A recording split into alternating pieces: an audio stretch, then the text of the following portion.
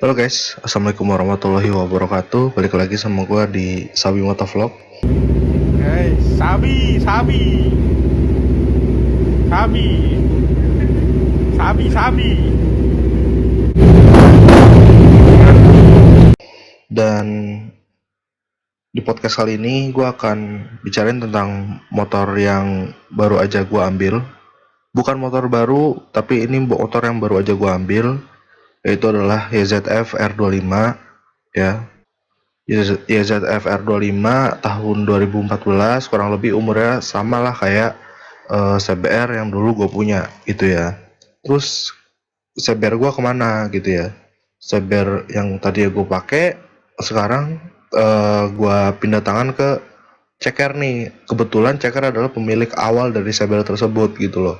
Jadi tadinya di Ceker, terus gue beli ya dengan harga yang semiring-miringnya, terus gue cakep-cakepin gitu ya, terus gue apa tuker tambahnya ke Ceker lagi. Jadi kalau dibilang gue menjual, sebetulnya gue nggak menjual, tapi gue lebih kayak mindahin ke tangan saudara satu rumah gue, saudara satu kandung gue gitu loh.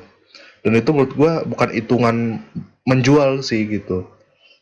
Mungkin gue tetap nambah ya sebesar 5 juta gitu ya. Tapi itu karena apa ya? Karena kondisi pasar juga, harga pasaran R25 sama pasaran Cyber 250R itu agak lebih rendah nih si Cyber 250R, makanya gue harus nambah sebesar 5 juta gitu. Tapi lagi-lagi itu sangat wajar gitu loh, karena kalau kita lihat ya di dealer-dealer motor bekas itu pasti nambahnya tuh lebih dari 5 juta gitu loh. Tapi motor yang nambahnya cuma 5 juta ini nih, ternyata Ceker sendiri bilang kalau motor ini udah kelihatan masalah-masalahnya nih gitu ya. Jadi apa? Jadi ya kita harus servis ya. Pertama kita harus servis. Mungkin yang paling oke servis di Yamaha Mekar Motor. Tapi gua nggak tahu nih bisa servisnya kapan ya. Gua nggak tahu bisa servisnya kapan karena kan situasi lagi kayak gini ya kan. Gua nggak tahu apakah eh, oke-oke aja untuk servis apa gimana.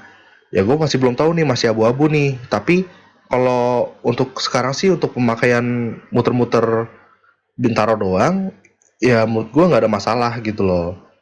Ya, jadi gue akan ceritain ya kondisi motornya itu secara fisiknya dan secara eh, mesinnya gitu ya, atau elektronikal apa-apa sih gitu ya.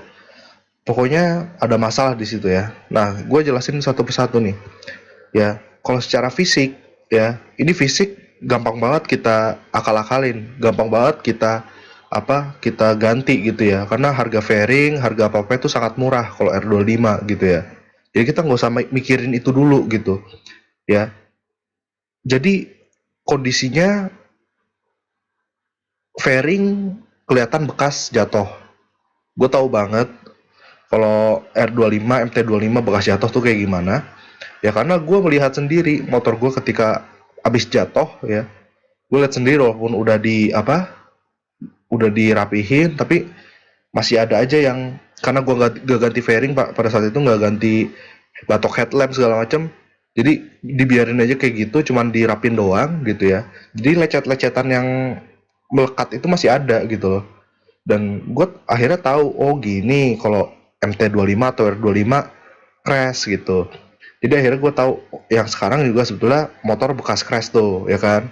Nah, makanya yang pertama kita lakukan adalah harus servis gitu ya. Nah, udah gitu kondisi fairing kayak gitu ya. Jadi udah kelihatan bekas crashnya lah gitu. Terus kondisi hand grip itu udah mau copot. Nah, ini gue nggak tahu nih mau copotnya kenapa. Cuman kalau menurut gue hand grip bawaan Yamaha itu emang kurang bagus. Apalagi ini motor udah 2014, berarti kan udah 5 tahun lebih ya kan. 2014, 2015, 16, 17, 18, 19, 20, udah 7 tahun ya. Jadi menurut gua wajar kalau misalkan kayak gitu ya. Udah mau copot ya. Nah, hand grip tuh paling gampang lah gitu ya. Lu mau ganti hand grip aftermarket, ya emang kalau pemotor itu, kalau lu apa, hobi motor apalagi motor-motor fairing kayak gitu, pasti hand grip tuh udah, yang namanya hand grip tuh udah pasti diganti ya. CBR gue dulu hand gripnya masih mulus ya, sehat walafiat, tetap diganti gitu karena untuk kegripan yang lebih bagus gitu loh gitu. Jadi itu bukan suatu masalah besar gitu ya. Tapi di sini tuh apa, di motor R25 yang sekarang gue pakai ini, hand grip itu yang bagian gasnya ya, yang bagian buat ngegas itu sampai di apa namanya, sampai diikat sama kabel tis gitu loh.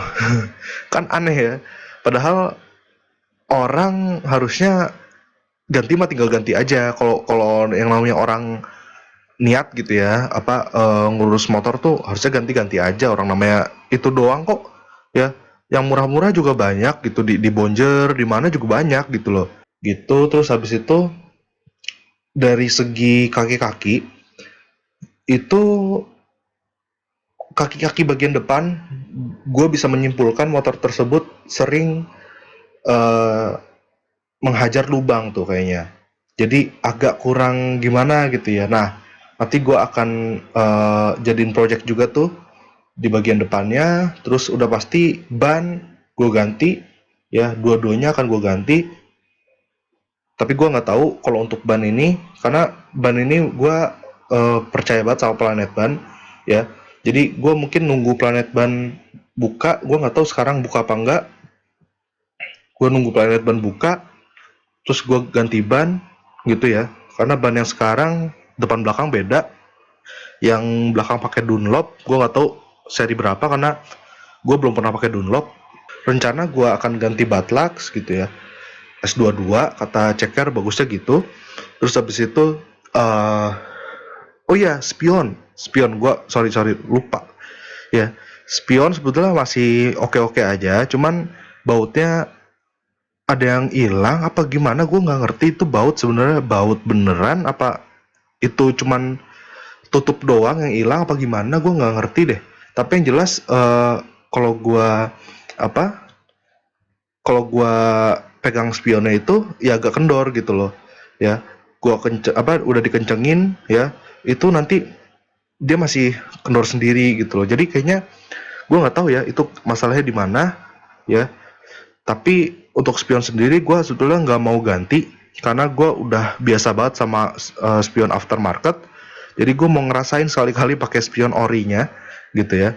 Terus gue juga mau nambah ini karena apa, orang sebelumnya udah nggak pakai spakbor, pasti beceknya ya. Terus yang namanya plat nomor itu ditaruh di apa, di bawah banget gitu ya. Dan lampu sen itu benar-benar ditempel di sisi kanan kiri buntut dari motor gitu. Jadi kayaknya kurang kurang kurang enak dilihat sebenarnya. Jadi gue akan ngasih dia spakbor lagi gitu ya. Nanti gue akan beliin dia spakbor lagi ya. Dan gue akan ngasih sen yang emang sennya R25 gitu loh. Jadi bukan sen-sen yang aftermarket atau yang tempel-tempel gitu, karena gue kurang suka ya. Atau bisa dibilang ada yang 3 in 1 3 in 1 gitu. Kalau masalah lampu 3 in 1, gue akan mikirin itu karena gue nanti akan membelanjakan itu di les motor sih. Gue udah pasang list apa aja yang harus gue beli di les motor. Nanti pokoknya ada project lagi gitu ya, tentang motor ini tapi di les motor. Dan itu bertahap karena gue bukan orang kaya yang apa, yang setiap penghasilan gue tuh bisa langsung beli semuanya gitu. Ya, ya gue harus punya tabungan juga buat hidup gue gitu ya, karena urusan gue bukan cuma motor. Jadi ya misalkan kalau gue mau ini apa, modif motor gitu ya, ya bertahap aja gitu, bikin santai aja, nggak usah terlalu terburu-buru, pingin langsung semuanya, pingin langsung jadi. Karena menurut gue itu juga nggak membuat gue puas gitu loh. Ya, nanti yang ada malah, oh gitu, gini doang, udah gitu kan, jadi bosen gitu kan. Nah kalau kayak waktu CBR itu kan bertahap gitu, jadinya puasnya terus terus menerus gitu loh. Jadi nggak yang berhenti sampai di situ gitu. Ya, nanti gue kepikiran juga untuk fairing sendiri, gue mungkin ganti fairing full set fairing itu gue ganti, ya, gue ganti. Tapi nanti gue kasih livery sendiri gitu. Nanti gue kasih livery sendiri yang benar-benar mencirikan gue gitu ya, kayak oh ini motornya motor gue gitu. Nanti kayak gitu, bakal bakal kayak gitu, insya Allah ya. Kalau gue banyak rezekinya ya, semoga aja pandemi corona ini cepat berlalu ya kan. Nah udah gitu nanti apa, eh mungkin baru setelah gue kasih livery gitu, baru gue belanja-belanjain part-part di les motor nih ya kan. Mungkin dari shock segala ya kan, dari karena ternyata shock upside down, terus habis itu Ohlinsnya itu nggak begitu mahal sih kalau menurut gue gitu ya. Jadi itu bisalah, kalau gue jangkau tuh bisalah gitu, sampailah kantong gue. Jadi mungkin ada kemungkinan gue akan ganti-ganti pakai part-part itu gitu loh. Tapi gue cakepin dulu nih body nih, jangan sampai apa bodinya belum cakep udah gue macem-macemin gitu loh. Takutnya kan jadi kurang, jadi apa ya, jadi belang banget gitu kan. Loh nih motor buluk begini ya kan, sok-sok mau di hedon-hedonin gitu kan, wah bakal banyak yang hujat juga gitu kan. Nah itu nanti gua urusannya sama Yamaha Mekar tuh, masalah body-body gitu kan. Nah masalah kaki-kaki itu ya mungkin gua serahin juga sama Yamaha Mekar. Terus habis itu masalah kiprok nih, kata ceker, kalau menurut sepemahamannya dia, kiproknya bermasalah, udah menunjukkan kiprok bermasalah itu gitu ya. Dan ceker pernah kiproknya bermasalah itu ketika abis ganti knalpot dan eh, pakai leheran custom gitu ya, kiproknya bermasalah nih. Nah mungkin itu hanya kebetulan abis ganti knalpot terus kiproknya bermasalah apa gimana gitu ya. Cuman apa, gue mau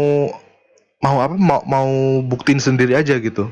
Nanti hari ini gitu ya, gue nanti mau ngambil eh exhaust full system punyanya MT25 yang masih ada di rumah nenek gue di Manggarai ya. Jadi gue gini, waktu gue beli MT25 itu ya, jadi ini beda ya R25 sama MT25 ya. MT25 tuh waktu gue beli dari 2016 yang lalu, itu gue abis beli langsung gue ganti knalpot pakai yang full system dari apa namanya, Prospeed gitu ya. Gue langsung ganti pakai Prospeed full system, jadinya knalpot yang itu gak dipakai. Knalpot yang aslinya tuh nggak pernah dipakai, jadi masih bagus, masih mulus gitu ya.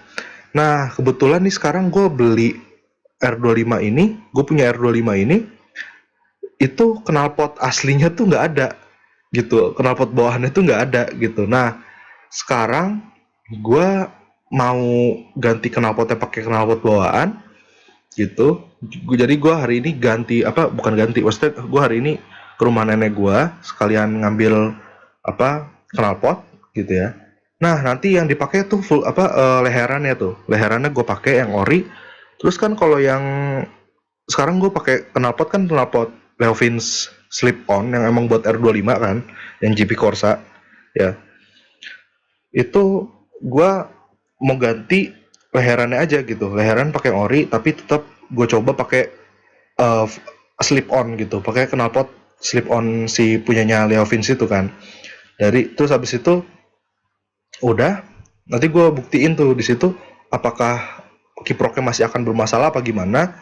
Tapi gue sebenarnya benar-benar buta masalah kiprok gitu ya, karena dari Honda juga nggak pernah ada yang namanya masalah sama kiprok gitu ya. Dan gue sebenarnya masih kurang paham nih kiprok tuh apa sih gitu, dan hubungannya tuh apa sama mesin gitu loh. ya kan, apakah itu ada di kelistrikan, apa itu ada di emang bener-bener mesinnya gitu. Cuman kayaknya sih dari kelistrikan ya. Cuman apakah ada pengaruhnya sama knalpot aftermarket atau bahkan knalpot yang leherannya di custom gitu loh. Yang dimana leheran di custom kan ya menurut gua dia itu nggak seperti standar dari pabrik gitu kan. Itu custom custom aja gitu kan. Nah, gue takutnya sih di situ gitu. Nah, kalau misalkan itu bisa menyelesaikan masalah, ya gue nggak usah ganti kiprok kan. Untuk waktu dekat inilah seenggaknya gue nggak usah ganti kiprok. Cuman kalau emang ternyata masih bermasalah, ya emang gue harus ganti kiprok gitu loh. Ya sebetulnya kiproknya Yamaha R25 ini juga nggak begitu mahal kok, masih cukup lah gitu, kayak bangsa 400 sampai 500 ribuan kalau kata ceker kayak gitu. Total kalau jasa pasang segala macem sampai 600 ribuan, dan itu wajar sih kalau menurut gua kiprok gitu kan. Nah, udah terus habis itu eh kaki-kaki udah pasti gue ganti, bagian rodanya apalagi ya, ban gitu ya. Terus ya tadi kiprok udah gue jelasin juga ya. Ya udah, sisanya tuh abis itu kelar, abis diservis, Desember ini balik nama, ya balik nama atas nama gua pastinya, balik nama, terus abis itu eh, udah diservis balik nama, udah terus abis itu gua harus terus sekarang masuk ke proses apa? Jadi ini gua sebutin timeline aja nih.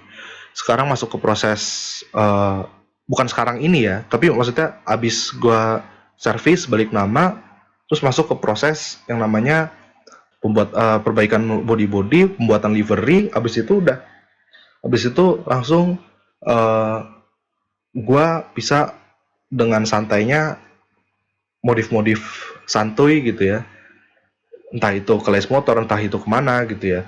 Yang jelas gua linknya sampai sekarang baru les motor aja untuk modif-modif, cuman ya karena itu sih yang paling dekat dari apa rumah gua kan, yang di Pondok Indah kan, jadi gitu ya. Oke, jadi sekian dulu. Gue Sabi dari Sabi Motovlog. Gue pamit, bye.